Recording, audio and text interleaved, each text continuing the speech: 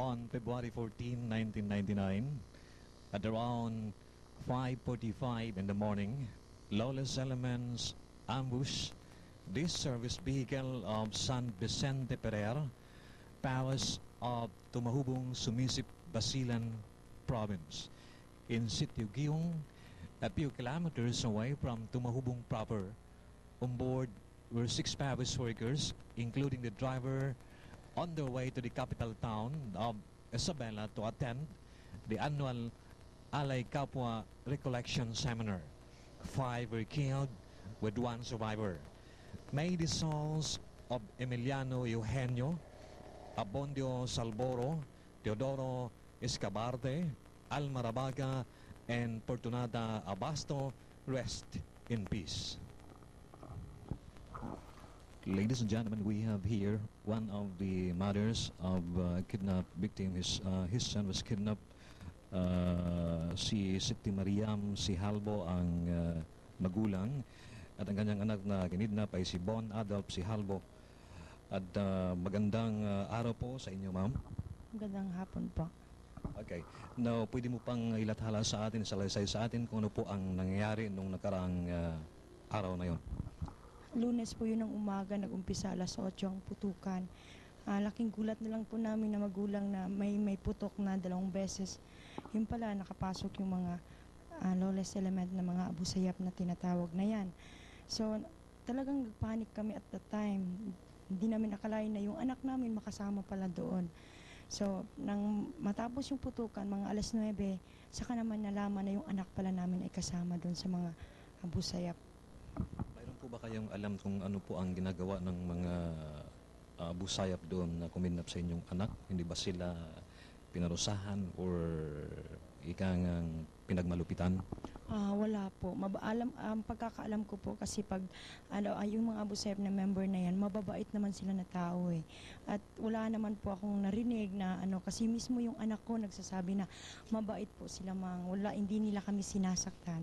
Hindi ba nila alam na sila ay ginawa lang panaming doon sa mga sundalong sakaling atake? Yun nga ang narinig namin na ginawa lang daw nilang parang barricade yung mga bata. Mayroon po kaming ulat na tanggap na utusan daw sila magkahakot ng tubig, magigib ng tubig, ganito, ganyan.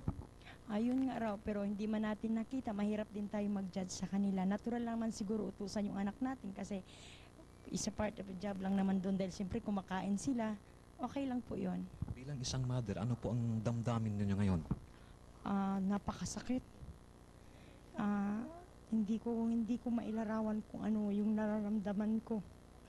Kasi alam mo, napakahirap na bilang isang ina na malayo yung anak mo. Okay lang sana kung malayo lang yung nasa magandang kamay. Yung gayang ganyan, hindi mo alam kung anong nangyayari doon sa taas. So, hindi ko maisip kung hindi ko kayang tanggapin kung ano talaga ang nararamdaman ko as a being a mother. Yun lang ang ko kung nananawagan ako kung sino mang yung mga taong kumuha sa anak ko.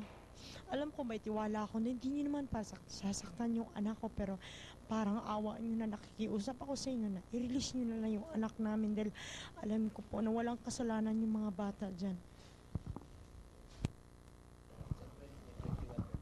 Signal. Ang bata na ito ay isang biktima ng kidnappings ng mga bandidong Abu Sayyaf group.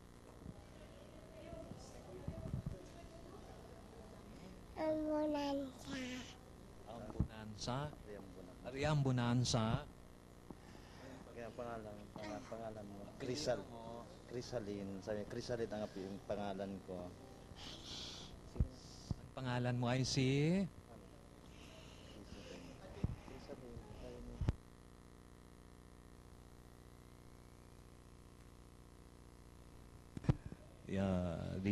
This is the youngest kidnapped victims was kidnapped last Monday by the Abu Sayyaf group. Ang kanyang pangalan ay si Crisaline Rhea Bonanza. Doon, bukid. Sino nagdala sa inyo doon sa bukid? Sino tao? Anong ginawa niyo doon? Sa bukid? Sagot. Sino nagkarga sa inyo? Sino? Sige, magsalita ka kasi Ay, kimakita medyo nahiya yata. Okay. Nandito po ang tatay ng isang nakidnap nung pinakabata na nakidnap nung last Monday. Magandang araw po sa inyo, Mr. magandang araw po naman. Ano pong pangalan nila? June Riambonanza. June Riambonanza. Ano po ang pwede mo bang isalaysa sa amin? Ano pong nangyayari sa araw na yon? Parang base ako, kaming lahat doon na-surprise din sa mga pangyayaring yun eh. So, ito po ang inyong anak. Yeah, Isa lang po. 3 po sila. Andi dito ngayon, ando doon naglalaro. Ano po ngayon ang feelings ninyo? Ano po yung ngayon ang naramdaman po ninyo nung nandito na po yung inyong mga anak? Masaya, siyempre, pero malungkot. Malungkot pa rin dahil hindi kasama ang lahat na pag-release sa mga anak namin. Dahil siyempre magulang din kami na biktima ng mga ganitong kidnapping. So ang ano lang namin na sana po na i-release na ng mga Abu Sayyaf yung mga natira sa bundok. Sa palagay mo kaya, itong mga ginagawa nila, ano ba ito? Dapat ba itong kundinahin? Wala po akong masabi niyan. Wala po akong masabi niyan. Panghuling salita po, ano pong masasabi ninyo tungkol dito sa pagkidnap ng ating mga pagkidnap nitong mga nasa bundok? Masasabi. Mayroon ba kayong mensahe? Ang mensahe ko lang po sa mga kaibigan nating Muslim na nag-abduct sa mga biktima na sana po i-release nyo na po yung mga bata at saka yung mga kasama nila sa yung mga teacher dahil kawawa na po yung mga nanay dito, mga magulang dahil naghihintay na po dito sa formation center sa pagdating nila. Sana po i-release nyo na po. Yun lang po.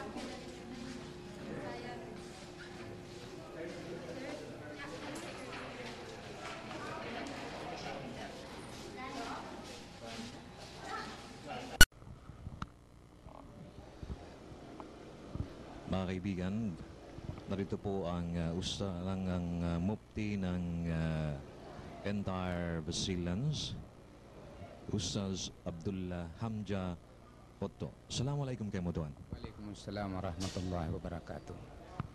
Okay.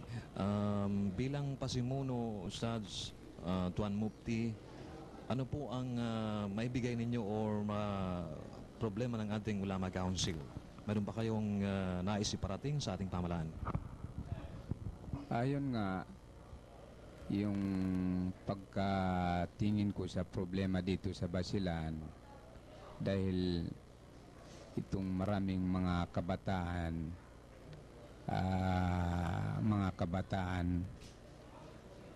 nawala ng mga pag-aral, hindi na nakapag-aral. Minsan na ano sila sa mga ganitong problema, kaya dapat itong pagtingnan yung kanilang mga problema. Halimbawa, yung mga grupo ng mga guro, yung ustads, kinakailangan yung na maggawa sila ng mga seminar, conducting seminar o ano man, symposium para lang mabigyan sila ng hustong yung ano sa Islam. Yan nga ang kinakailangan dito.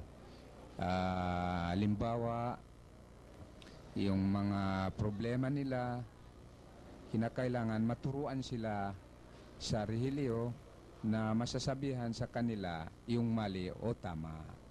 Yon, para lang nilang maintindihan, malaman kung totoo at mali ito o tama. Yon, na sa karamihan sa atin, hindi naman lahat nakaintindi ng relihiyo. Hindi naman nakalaman ng relihiyo. Katulad yung mga sinabi, yung tatay doktor at saka nanay doktor, hindi naman yun ang anak nila doktor. Dapat din mag-aral, dapat din nakaintindi ng ganito, pag-aralan nila yon para lang maintindihan nila talaga ang hustong-hustong o tamang-tama na sa Islam. Yun nga, maliban doon sa mga problema na yon, kinakailangan din yung mga talagang mga pinuno sa basilan, lahat na talaga sila na involvement, kagaya ng mga barangay level, itong mga lahat-lahat na mayors, hanggang doon sa mga governor, kinakailangan talaga tingnan nila yung mga problema na ito. Hindi lang dapat na yung problema tinitingnan sa mainit na ano, kinakailangan yung mainit na talagang ano, doon tayo sa malamig na paraan para lang uminahon at saka maintindihan, maunawaan ng mga kabataan o sa karamihan yung mga problema na ganito. Dahil lahat tayo, ma-involve tayo lahat sa ganitong problema. Kahit doon sa mga ibang ano, sa Luzon, Visayas, pumunta sila dito dahil narinig nila yung basilan na napakalaking problema. Hindi pwede pumunta dito ang mga investor dahil natatakot sa mga ganitong problema na paano tayong umunlad. Dahil ang mga kabataan natin medyo nasasangkot sa mga ganitong problema, kinakailangan talaga religious and political leaders, kinakailangan talaga isa para lang maanuhan itong problema dito sa Basilan. Yun nga. Bilang isang pinakamataas na religious leader dito sa lalawigan ng Basilan or bilang isang mufti, ano po ba ang nagawa ng Ulama Council dito? Mayroon po ba kayong nagawa para dito sa mga pangyayaring nagaganap dito sa atin? Kung mayroon ba kayong problema or ano po ang inyong mayroon bang tulong na nanggagaling sa inyo or ano ba kung gusto po ninyong at kung gusto po ninyong mayroon kayong problema, ano po ang masasabi po ninyo tungkol po sa mga kaganapan na nagaganap dito sa atin on Ulama side naman? Yun nga ang problema dito noon, involved talaga kami, palagi kaming iniimbita, pero lang ang ibig sabihin namin dito, wala kami talaga na yung karapat-dapat na sumali dahil ang inaakala minsan na kami mga guro medyo na yung mga nagkaanuhan ng trouble, yung mga kagaya namin na minsan guro o ustads. Pero ang hindi ibig sabihin na lahat na ito yung mga kaming guro na gumagawa ng problema. Kaya lang, yung sa amin, kinakailangan talaga dito yung ma-involve talaga kami. para makasali, tumulong sa mga gobyerno, kung may pulong-pulo, o pwede kaming pumunta sa mga island o saan-saan man para lang mabigyan namin ng katwiran o yung mali o tama, may sasabi namin doon sa kanila, lalo na sa kabataan natin. Ang ibig namin tulong, kinakailangan talaga itong mga grupo ng mga ulama, especially in Basilan, kinakailangan yun na mabigyan ng mga support para lang maka-operate sila sa mga kanilang gagawin, magandang gagawin para sa mga kabataan. Yun nga. Being the highest ulama religious leader or mufti dito sa probinsya, Tuan Mufti, ang grupo po ng Abu Sayyaf or Al-Harakatul Islamia ay ayon sa kanila, nagsagawa po sila ng kidnapping, extortion, murder at mga harassments sa ngalan po ni Allah. Ganun pa rin ang ginawa doon nila sa Lanao del Norte, itong mga MILF. Ayon sa kanila, ang kanilang ginagawa ay nasa in the name of Islam. Ano po ang boses ng ulama dito? Yun ang naririnig ko sa kanila. Sinasabi nila na yun daw ginagawa nila ay hindi sila umaano daw sa relihiyon, yun, sa Islam. Pero hindi lahat na yung ibig sabihin sa Islam lahat. Meron naman yung sa Islam, meron naman yun hindi. Katulad na yung sinasabi, yung minsan, yung mga innocent people, hindi naman yan pwede sa Islam. Yung mga wala naman silang kasala, hindi naman sila kasali sa mga hindi naman yan pwede sa Islam. Pero alin man yung tama doon, yun lang. Pag yung hindi naman pwede. Sinasabi ni Allah, la yanhakumullahu anil ladina lam yukatilukum fid-din. Ibig sabihin na yung pagkaibigan o pagkaunawaan, pagtulungan, pagmahalan doon sa mga kapwang tao, hindi naman sinasabi sa Muslim lang between Muslim. Even also the rest tribes and the rest religion, pwede pa rin yun magkaunawaan, magmahalan, walang walang gulo doon, ibig sabihin. Pero yung sinasabi nila na yun sa pagtingin nila baka, pero sa Islam talaga yung totoo, yung tama, yung mali, yung pwede sa gagawin, pwede, pag hindi, hindi. Katulad na yung mga innocent people, hindi naman yan pwede ron kasali sa mga ito. Dapat tayo na para lang mabigyan ang kwan natin, ang Islam na mabuting asal, mabuting kinakailangan talaga susundin natin yung utos para lang pag yung mga kidnap sa mga mali, yan bawal. Na pag yung tinatawag nila kidnap sa kalaban, yun ang pwede nilang gawin. Sa kalaban. Yun nga, pag kalaban mo yun, na siyempre, pag kalaban ka nila, na yun pwede nilang kuhanin. Pero pag yung kalaban, ibig sabihin, pag kayo anuhan na talaga, enkwentro na, yung buong na yun, kalaban mo na yan, ibig sabihin, tinatawag na kalaban. Pag hindi naman, kahit yung buong Basilan, hindi naman yung, meron naman yung tao, hindi mo kalaban, hindi naman yan pwede, kanon. Yung ginagawa nila ngayon ay talagang kinukundina ng Islam.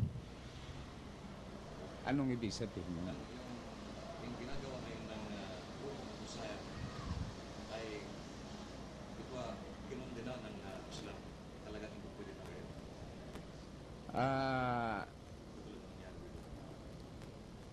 Yan, katulad na yung sinabi ko, yan sinasabi nila. Pero na kinakailangan talaga yung tama,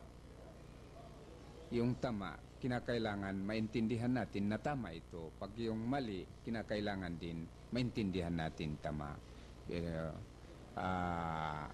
mahirap naman na isasabi sa kanila yon mali o tama yung ginagawa nila dahil yan ang pagkaisipan nila. Katulad yung sinasabi ko, yung kinakailangan dito sa malamig na paraan ng approach natin sa kanila.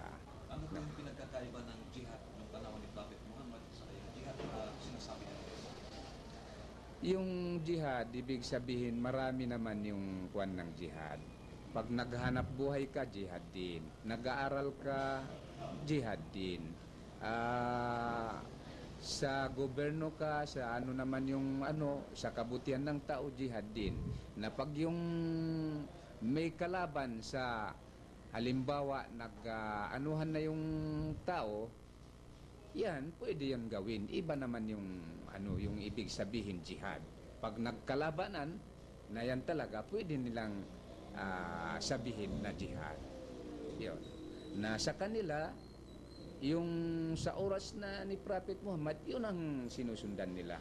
Pag pumunta sila doon sa mga inaanuhan nila, ililiksyoran nila muna yung mga tao. They are calling for Islam, embrace. Na pag yan, umano na sila sa Islam, na anong ibig mo sabihin? Mag-embrace ka ng Islam. Sabi niya, oo. Na wala na. Sila bilang Muslim na talaga. Na pag yan hindi nag-embrace, na ano ang ibig niyong sabihin? Labanan o magbigay kayo ng mga taxes. Ganon yung nasabi niya, wag na yung labanan, pero magbigay kami ng taxes yearly para makatulong sa iyo. Na kinakailangan din inaanuhan sila, pinoprotektahan. Na ganon yung mga oras nila noon. Itong nangyayari ngayon sa Pilipinas, matatawag ba natin ito jihad or ano ba ito? Sa kanila, yung sinasabi nila na jihad dahil daw halos na yung mga dito sa dahil kalaban. Na sa pagtingin ko, iba naman yun yung lahat buong na jihad o yung iba hindi naman dahil ang hindi naman lahat ginagalaw. Yung halimbawa itong mosque hindi naman at saka lahat tayo hindi naman inaanuhan. Pero yung sinasabi ko, meron naman itong MNLF, MILF, sinala na muna yung magkaanuhan. Huwag na muna tayong magproblemahan doon. Hintayin natin sila kung ano yung Kaya hindi mo naman pwede maisabi na lahat jihad na lahat o yung katulad sinabi ko yung halimbawa sila'y lalaban sa gobyerno, na yun na lang ang maisasabi natin na hanggang makukuha nila ang kanilang kahilingan. So matotal wala pong jihad sa Pilipinas? Wala pong jihad? Yung dito, hindi mo naman maisasabi na walang jihad.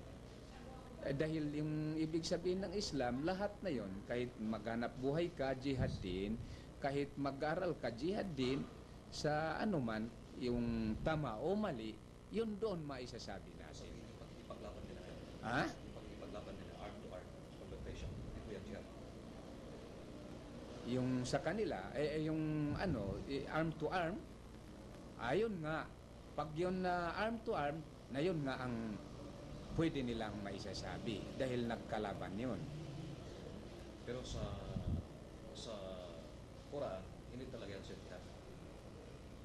Yung nangyayari ngayon na nagkikipaglaban sila sa gobyerno. Kung sa palagay nila ito nangyayari. Ay, hindi. Yung may kahilingan sila, ang ibig sabihin dito yung jihad, pag may kahilingan ka, pwede kayon mag-apply ng jihad. Yung jihad, depend to yourself hanggang makukuha mo yung hinihiling mo. Yun nga ang dahil ang jihad, malaki yung kwan nila. Malaki. Maluag talaga ang kwan niya. Pag maghanap buhay ako hanggang makukuha ko yung kwan, jihad yan ang tawag. Dahil hinihiling ko, gustong-gusto ko na makakamtan ko yung magandang kabuhayan. Ibig sabihin jihad. Mag-aral din ako, jihad din hanggang makukuha ko yung kwan niya, jihad. Na yung sa kanila, pag may hinihiling sila sa gobyerno, naglabanan sila, yan pwede yan matawag sa Islam jihad. Dahil nag-depend ka sa yung kuan para makukuha mo yung kahilingan mo. Pero sa kuan mo, yung sa pagturo ninyo, no, on Islam, yung pang-extortion, yung kidnap, gano'n, yung mga bombings, anong masabi niyo tungkol sa turo niyo? Ay yan ba tama o? Yan ang sa amin, hindi naman yun tinuturo yung mga ganun, bombing, lalo na sa mga innocent people yun. Hindi yan. So it is not within the teaching of Islam? Hindi yung inaano mo yung mga innocent, wala yan sa Islam, ang mga innocent doon kasali. Pero pag yun sila mga na magkalabanan, na yan, yun ang sinasabi nila doon. Ganun ang katotohanan. Yung sinabi niyo kanina, Mufti, yung tungkol sa pagbigay ng ano pa ito, yung guidance sa mga bata, sa mga youth, no? Yung interest sa pag-aaral, no? Yung sinabi mo, kasi may programa ngayon ng gobyerno, yung libre, yung pag-aaral, no? Ng mga bata sa gobyerno. So, anong masabi niyo doon? Maganda yung yung programa ng gobyerno, libre yung mga bata at saka mga livelihood program, pinakamaganda yon. Pero ang kinakailangan doon, ang pagtingin ko, sana isosolve muna ang mga problema nito. Kaya kailangan maintindihan ng mga kabataan na encouragement talaga ang pag-aral pinakamahalaga, pinaka-importante sa tao, sa bawat tao.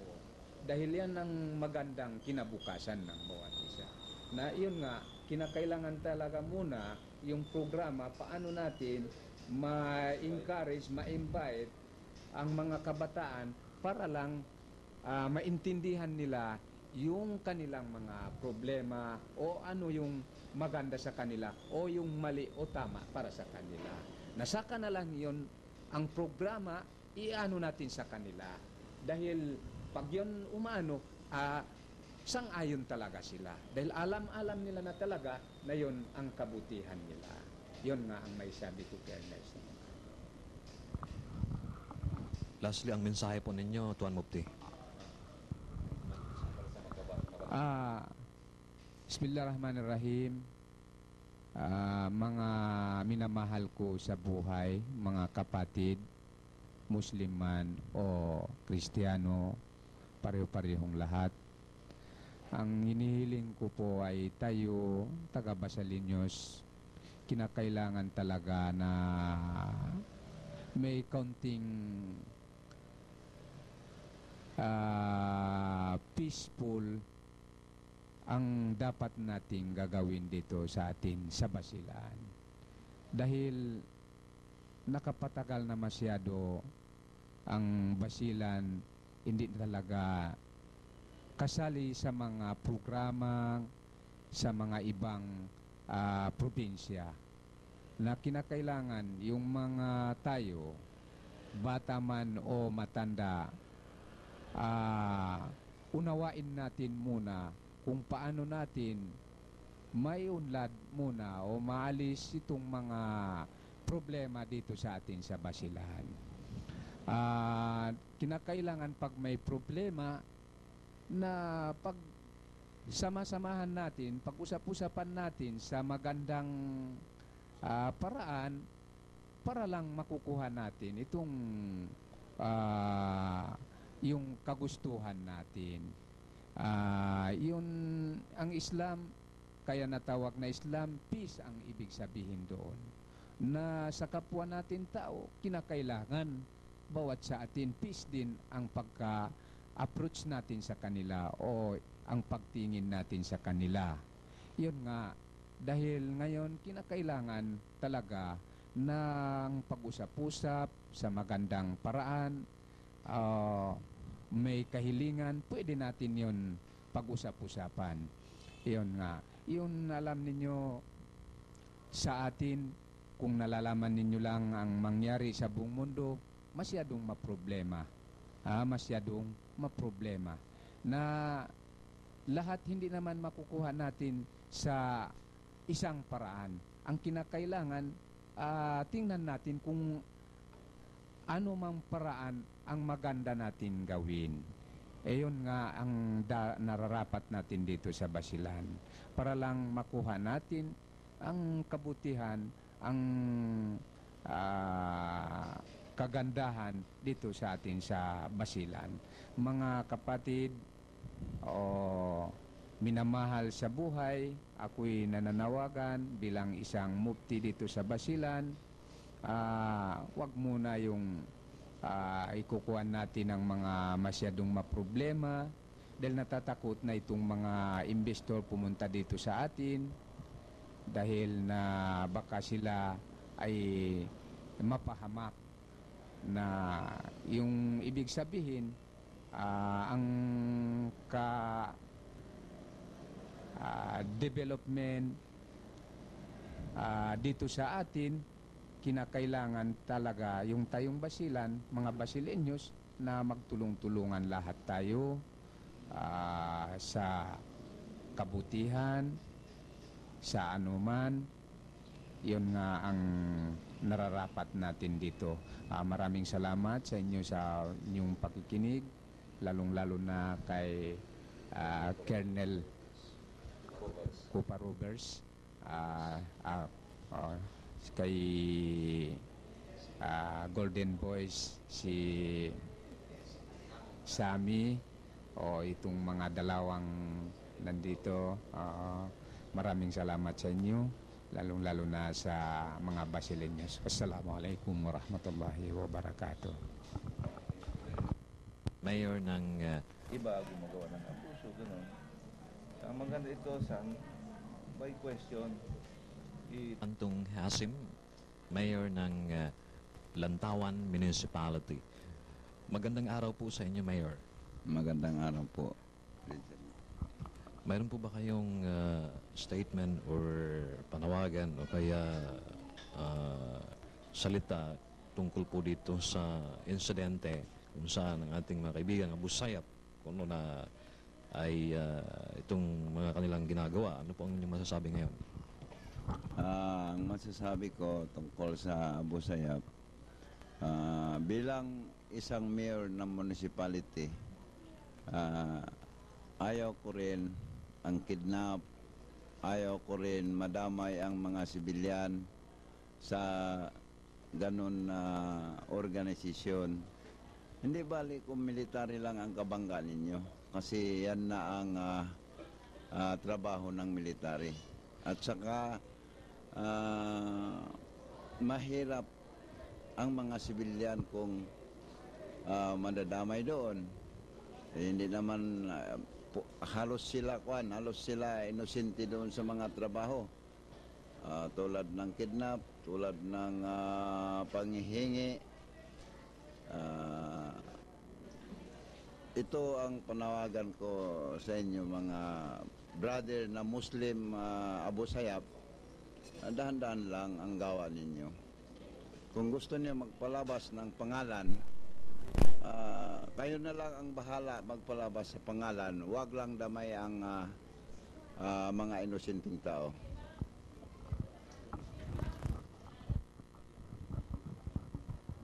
Kung pag-usapan sa jihad, ang jihad, tulad ng sinabi ng Quran, Jahidu fi sabilillahi bi amwalikum wa anfusikum. Hanggang sa pira natin o sa katawan lang natin ang jihad. Hindi natin na pwede patayin lahat ng mga inusinting tao o Christian. Yan lang ang masasabi ko. May bubo tayo ng tanong, Mayor. Kinukonsidera po natin na Mr. Galib Espital bilang isang mabuting mamayan ng probinsya ng Basilan. Ano po ang inyong paliwanag o masasabi hinggil dito sa kaguluhan ng ating probinsya? For me, to solve the problem, what we are facing now in Basilan, first is to solve the peace and order situation, especially the political differences in that province, ranging from lowest political unit up to the highest one in that province. So, therefore, it requires the cooperation by both camps of Honorable Governor Wahab Akbar and that of the Honorable Congressman Jari Salapuddin, that they should work hand in hand in order to achieve peace and order and tranquility in that province. Because if there is a very important social obligation of every leader in that province, is that you are not to be a hindrance for peace and development. So, we are appealing to the officials concerned in that province that the main problem that we have been observing long ago is the political differences. So, why not these two beloved leaders will work hand in hand in order that the peace and order situation in that province, which the most of the people in that province are longing for. Then, for me, peace is always attained best by peaceful means and not by winning battles. Because kung dadaanin natin sa gulo, gulo rin ang resulta. Pero kung dadaanin natin sa kung dadaanin natin sa magandang pakiusap sa mga organized crime groups like Abu Sayyaf, like MILF, because they are also a human being. Kung talagang pakiusapan natin sila na huwag gawin ang ganito dahil masama ito, ganyan dahil masama yan, so I think they will be convinced to stop that wrongdoings. So para sa akin, once again, we are appealing to the provincial government of Basilan. Sana itong problema na ito ay malulutas natin, hindi lang sa ngayon at sa huling problema pa kung sakasakali may mga taong nasa likod natin na magpaplano ng masama. Then I am appealing to the rebels and the good citizens of Basilan that they should think always that most of our victims are innocent civilians. We should not consider these things as our way to Islam, no? By convicting, by hostaging innocent civilians, that is not the work of Islam. That is not really work of Muslim. So for me, sana ang problema na yan hindi natin lang ibigay sa governor, hindi lang natin ibigay sa congressman, kundi lahat tayong mamamayang Pilipino, particular sa mga Basileños. Kailangan gagawa din tayo ng steps in order to minimize crimes in our locality, because what we are doing in our foundation is to report violations of law and help eliminate crimes in the locality and improve human life and participate in peace and all their meetings and to promote socio-economic development and improve human life. Yun lang po.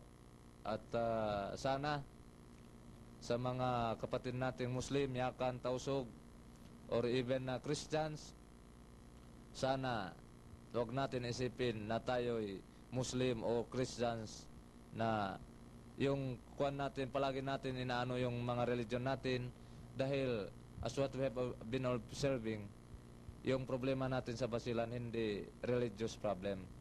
That is somewhat political problems. I hope everybody. Well, regarding the Basilan situation, the kidnapping of priests, the kidnapping of teachers, and the kidnapping of children, first and foremost, I would say that this is basically and fundamentally wrong. And therefore, this has to be condemned, and this has to be condemned in the highest possible terms. Second, I think there should be some rethinking of our policies in handling situations like this. I think there is a need really to apply the law equally to everybody. Because it seems that the law applies only to the law-abiding citizens, but it does not apply to the bandits and even the kidnappers in the hills. After the victims are released, we forget all about it. I think there should be a continued programs to address this problem, not only today, but even after this, all these people is already been released. I also would like to say that our government and even our community should not be blackmailed by these people. Well, we are always wanting that these kidnapped victims would be set free, safe and sound, healthy. But on the context of our priesthood, when we enter the priesthood, then we have committed to accept whatever befalls to us, if that includes even that. So, on my serious reflection on this matter, if that comes, then so be it. But we should not be blackmailed to stop our work in educating people and teaching them Christian values in our localities. This is a mission that comes from the Lord, from God, and so we have to continue this, no matter how dangerous it can be. And these kidnappers should also think that if that happens to them, that's going to be condemned by them also. So if they do not stop this, hopefully the law will catch up with them and the law will apply also to them.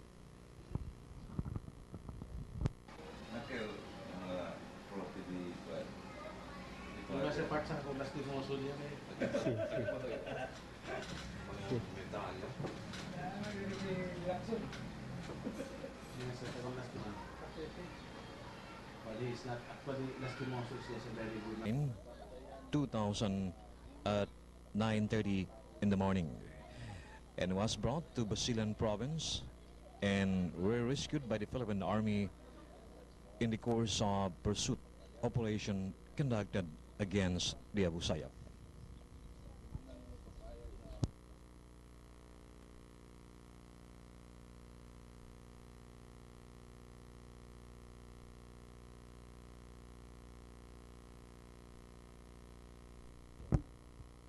They brought the two teachers passing this road.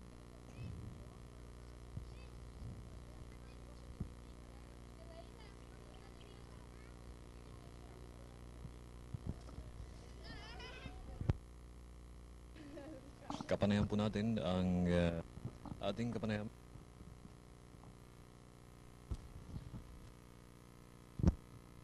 Pagkatapos po ng insidente na naganap dito sa Islamia, Cabaluay, Zamboanga City,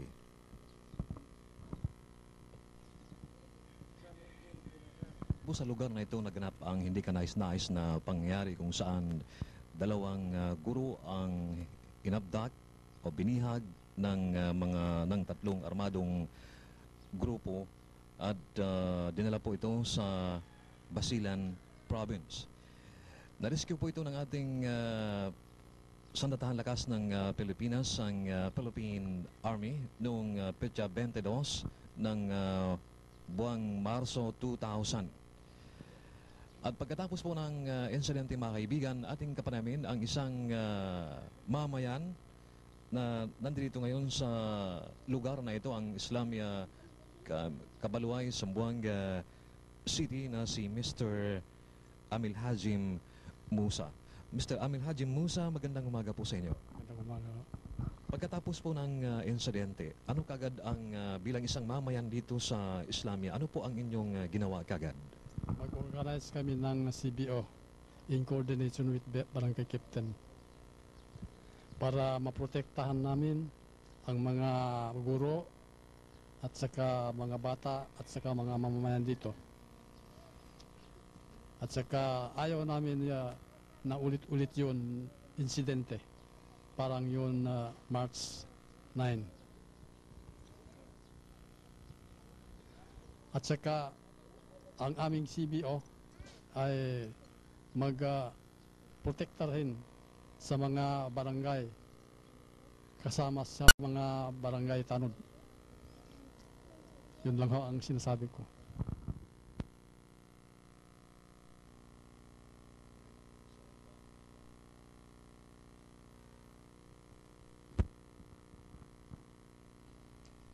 Yun, dito sa amin, kaya nag-organize kami ng CBO para maprotektahan namin ang mga bata at saka mga guro at saka mamamayan dito. At saka gusto namin ang baryo namin tahimik, walang gulo dito. At saka kung mayroon mga ibang tao dito magdala ng armado, ayaw nang pasok dyan. Magbibigay kami kaagad information sa mga authority concerned. Ang panawagan dito sa Islamia, Kabaluay, Zamboanga City. Ang panawag ko sa mga kidnappers, magsinama lang ako. Ang mga kidnappers, mga tuwan, oo, hinang sara, in kidnappers, inanlanggar sara maagama. Oo. Masama yon sa religion ng Islam. Bakit kayo maggagawa ng ganyan? Siguro kayo naman dahil sa inyong mga pinuno, sama kamo diyan, huwag ninyo yun sasama sa mga masamang idea dahil walang sa amin sa Islam yon maggawa ng mga kalokohan ganyan, kidnapping, robbing, killing, or any others against illegal activities. That is against the religion of Islam. Mga tuwan, inaan mga darakan, mga amusayap na pahali-hali na kaam, mag-kidnap sa na lando na in hiluhala, ginaan in mga kauman kitabi. May tumasambuangan. In mga danakan di, masadi lahat, mga probinsya, lando na tud hiluhala. Sabkal na, dangan hadya magkahinang. Inandangan hadya magkahinang lahat. Alamin mga pamilya bi, lamin mga inaan anak bi, in danakan bi, lamin. Sabkal na, in hinang bi in sahap, na kontra tud maagama.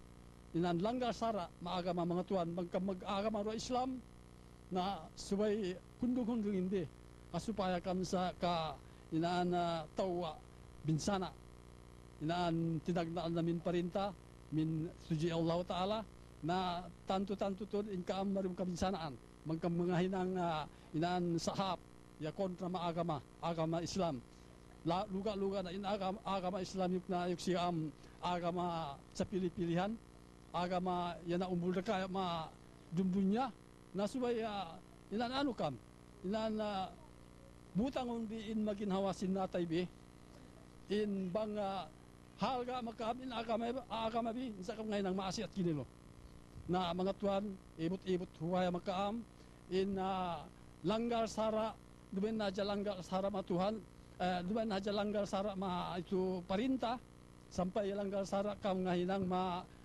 Tuhan Allah yan Allah na mga tuwan na bang itiya kami ngamo atau mag-appeal magbahasa Anggalis mag-appeal makaam daan ka magbalik-balik in hinang biilo sab ka na nitsaya kabinsanaan marumdanakan bi inaan mga anak bi mga pamilya bi in parintay sab na hiluhala na sabab bi na inaan mga tuwan amay-amay himut-imut upaya inaan ngamo kami hondong do hondong in pagkidnap sab in kidnap loon sa ruman tahinang bi pagdaya insa ro ka maka insa ro na progreso bi na mga tuwan tambul ko na ngoli salam.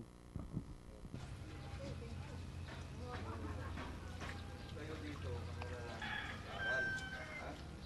Kailangan kayo na mag-aral para sa pagdating ng panahon, malaki na yan.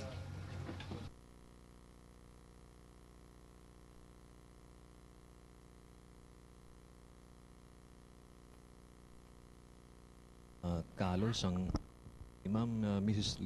Leticia Carlos, ang guro ng Islamia Elementary School diyan sa Islamia Cabalway, Zamboanga City. Siya po isang biktima ng karahasan itong mga grupong Abu Sayyaf na kumidnap sa kanila noong Marso 9 ng taong ito, bandang alas 9:30 ng umaga. Ma'am, ano po ang inyong masasabi tungkol sa mga bandidong grupo na ito?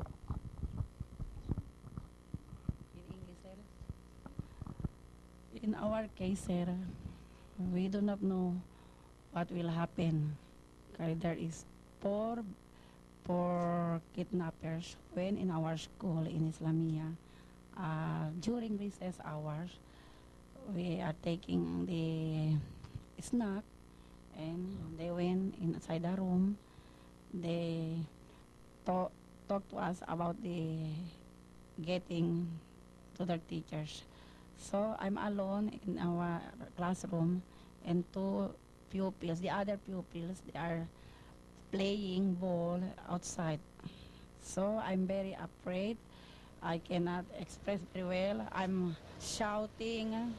At the same time, I'm crying. I mention my husband's name, and also I'm praying with my Almighty Lord. I shout, Señor, porket ka nang pasaka, ngayon kami kulpa na mundo. Señor, devolve lang ka namon, sige ka namon, hala. They pull us with their garan, caliber, and also the barong, bolo. And I told them, do not get us. We do not have the sins, and we are taking care of our pupils, especially we are teaching well in our classroom the values about the GMRC lessons, and also some subject areas included the discipline. According to the kidnappers, sir, I observe they are, as I'm teacher, I observe they are very brave, they are very movable, and they have the weapons. And I'm shouting to them, do not get us, we do not have the culpa. And we do not have the sins. So I told them, you return us, we do not have the sins. And also my co-teachers shouting, they are crying. But the other one, they cannot talk because of the very fat, and according to them, they are pregnant daw. The other one teacher. So the other one teacher survived and he rushed up. Rushed up. She went to the other house. She's shouting to help her. As in my case, I want to help from the military or from the police to kill them and do not leave them alive, so that they will not be accustomed to other teachers to kidnap, especially in school. We are very innocent. And some of our teachers as of now, they told us they are very afraid in other school. So thankful we are new life and God help us to our health, and we are here in our family. We can sleep and we can eat well. That's all. Si Mrs. Winifred Silorio isang high school teacher ng Claret School doon sa Tumahubong. Ma'am, magandang hapon po sa inyo. Magandang hapon naman. Siya po isang biktima ng kidnapping na nangyari, naganap nung isang linggo doon sa Tumahubong na banggit natin kanina. At ano po ma'am ang inyong masasabi tungkol po doon sa mga bandidong grupo na kumidnap po sa inyo?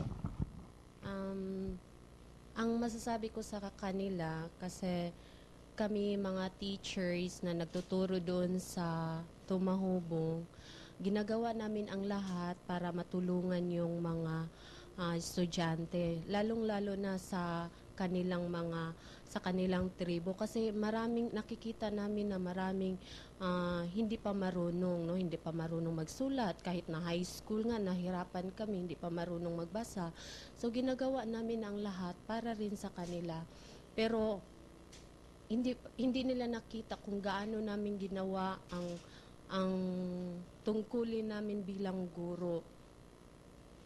Sana naman na kung galit sila, yung mga grupo na kumidnap sa amin, kung galit sila sa gobyerno, sabihin nila na harapan sa gobyerno.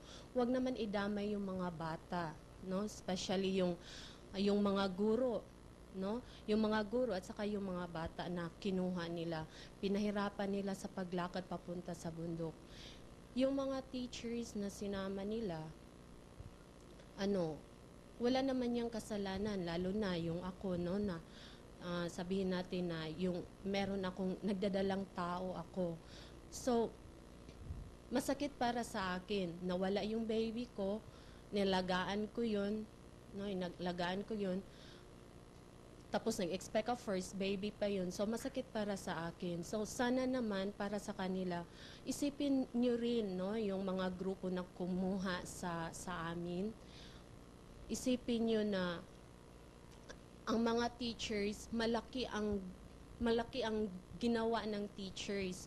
Hindi kayo marunong magsalita ng Tagalog, no? Especially yung mga leaders. Hindi kayo marunong magsalita ng Tagalog. Hindi kayo marunong magsulat kung hindi dahil sa mga guro. So sana naman isipin nyo yan.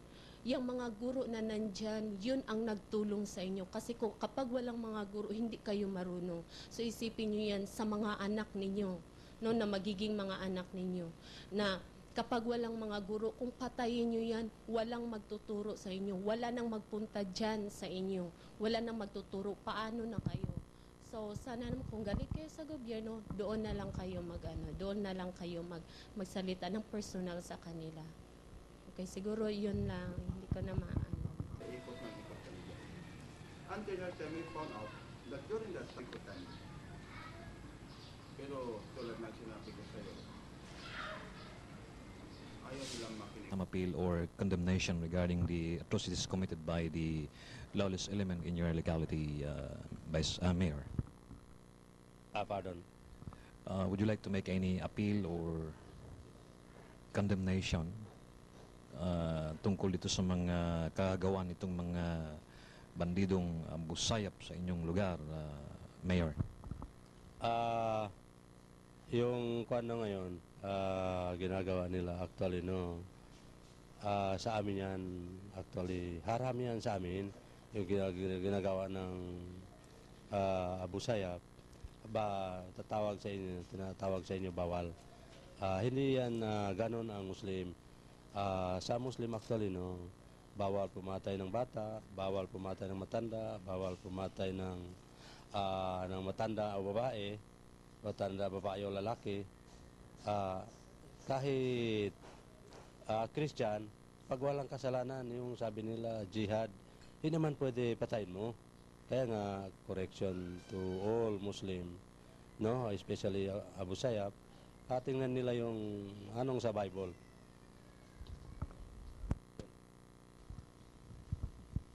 Honorable Misty Tupay, so what would be your reaction, assessment regarding the atrocities committed by the lawless element that destroy or disturb the tranquility of in this exotic island of Basilan? Thank you for that question. And I would like to rephrase your questions. Me being a Muslim, you made mention, Honorable. I would like that we will abide by that very address, honorable in nature, and be frank in any statement. How about the kidnapping, ransom, so on and so forth, making civilian as the target, innocent civilians, to give some political advancement in this society? If we will base it from the Islamic doctrine, the so-called Holy Quran, this is nowhere to be found. Because during the time of jihad, that was proclaimed by no less than our Prophet Muhammad sallallahu alaihi wasallam. There were fights so far. They have captured enemies, but the treatment is different from the treatment. Not even the Geneva Convention could follow the footstep of Junjungan Rasulullah. Once they have some captured enemies, after just orientation, they will return it to their camps so that they could have learned the good values. They do not punish. They do not ask for ransom because this is against the law of Islam. In particular, the civilian, if you have some hatred with the government, then fight the government, that's all. It's not victimizing civilian. If we have some ideologies to establish, then civilian is your target of rule. So civilian shall never become a victim. In any doctrine, whether it is God laws, man-made laws, this will never justify the so-called action of kidnapping, ransom, killing, so on and so forth.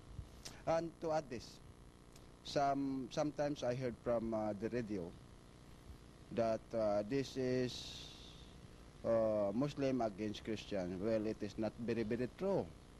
Because if you will again try to look back to the Holy Bible and the Holy Quran, neither the Christian doctrine and the Muslim doctrine, Islamic doctrine, tells us that our enemy were Christian, that our enemy were Muslims. The enemy of the Christians as those people, non-believers. And the enemy of Muslims just the same, non-believers. But not those people who believe in God. So kung ang pag-away-awayan natin dahil sa reliyon, yan ang ibig sabihin nun na hindi pa sila nag-graduate doon sa kanilang mga study, dapat tingnan nila. So being a good Christian, a true Christian, you are safe from their deceptive plans. Being a good Muslim, you can mingle with them anyway because you will never be victimized by good Muslims. But we must look into some history that the characteristic of every individual, of every group, and of every ethnic in our community different from one another. So it shall not be viewed that me being a Tausug, my characteristic as a Tausug, it is already the characteristic of a Muslim.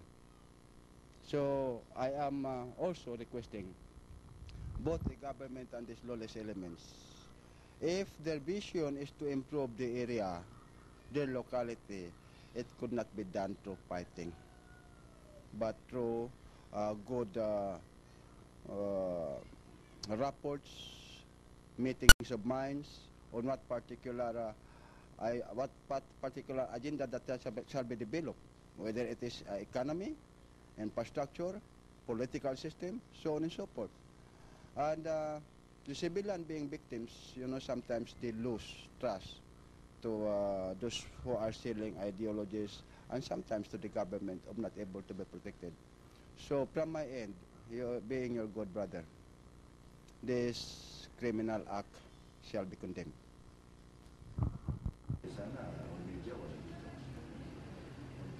Mayor, what would be your reaction, assessment, or statement regarding the atrocities committed by this lawless element in the Basilan province, destroy or disturb the tranquility of the province? No, as to me, personally and officially as mayor of this municipality, I condemn the action of this group, especially when they adopted those children and the teachers. And for me, I've experienced this kind of atrocities. And when we convene our Peace and Order Council, I have already stated that we have to condemn this kind of act. I hope the government can solve this problem. Would you like to make an appeal? Yes, I already mentioned when we convened our Peace and Order Council meeting, and one of the members is from the church, the religious group, parish priest representing the church. I told the father whatever he needs as far as the victim of the atrocities, just approach me and I can lend some help to them.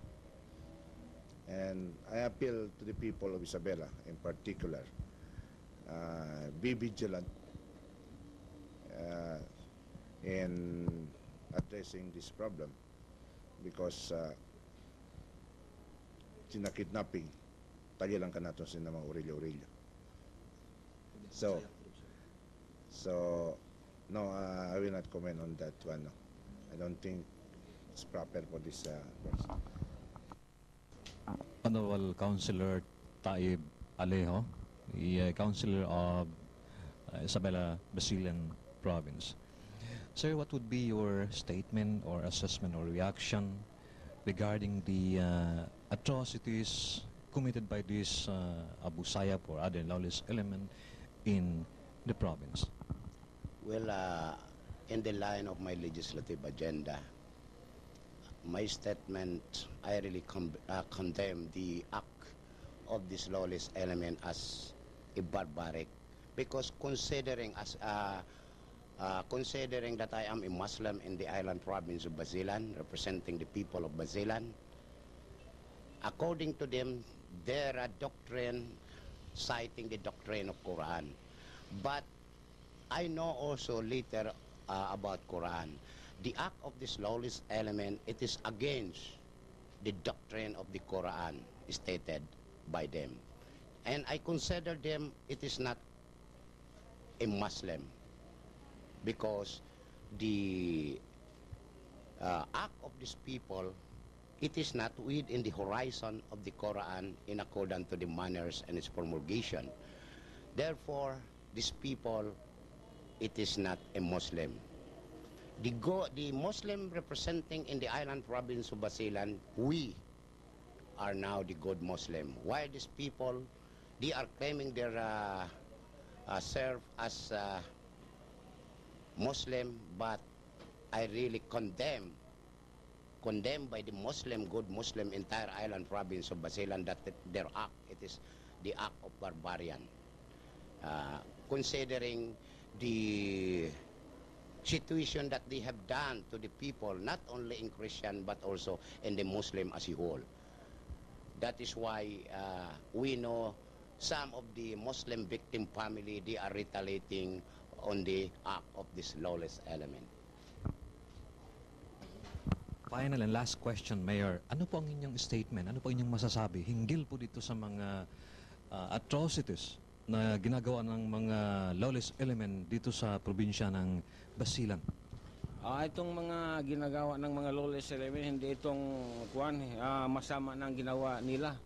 Siyempre, hindi na ito sa both Muslim and Christian, hinostage nila na, especially in Tumahubong kay Muslim Christian, hinostage nila na.